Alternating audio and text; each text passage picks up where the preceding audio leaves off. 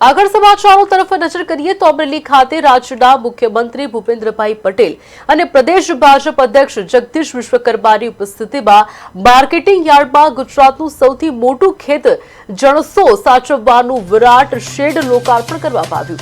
2 લાખ ચોરસ ફૂટ વિસ્તારમાં 12 કરોડના ખર્ચે બનેલું આ શેડ મુખ્યમંત્રીના હસ્તે ખુલ્લું મુકાયું। આ પ્રસંગે દિવ્યાંગોને 3 વ્હીલર સોલાર સાયકલ એનાયત કરવામાં આવી હતી। સાથે જ 707 કરોડના વિકાસ કામોના લોકાર્પણ અને ખાતમુહૂર્ત કાર્યક્રમો યોજાયા। કાર્યક્રમમાં ઉર્જા મંત્રી કૌશિક વેકરિયા, સાંસદ ભરત સુતરિયા, ધારાસભ્ય હીરાભાઈ સોલંકી સહિતના મહાનુભાવો ખાસ ઉપસ્થિત રહ્યા।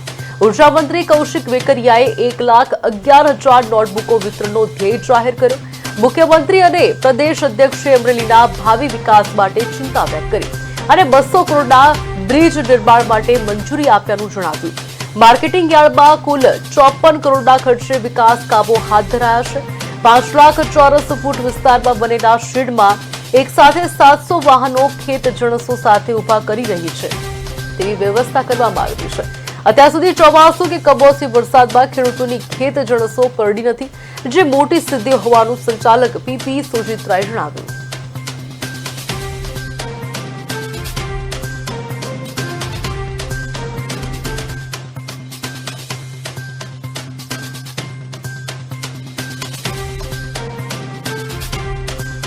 નાણાકીય વ્યવસ્થાપનમાં ગુજરાત નંબર 1 પોઝિશન ઉપર છે।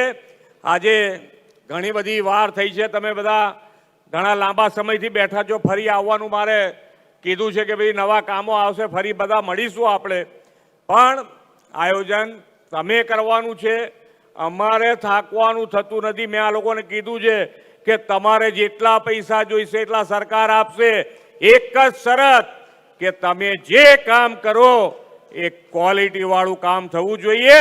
12 કરોડના ખર્ચે બનેલ 2 લાખ ચોરસ ફૂટનો રાજ્યનો સૌથી વિશાળ શેડનું લોકાર્પણ તેમજ અમરેલી એપીએમસીને નવી 40 વીઘા જમીન ખરીદેલ, જેમાં 54 કરોડના ખર્ચે જે વિકાસ કામ થનાર છે એનું ખાતમુહૂર્ત।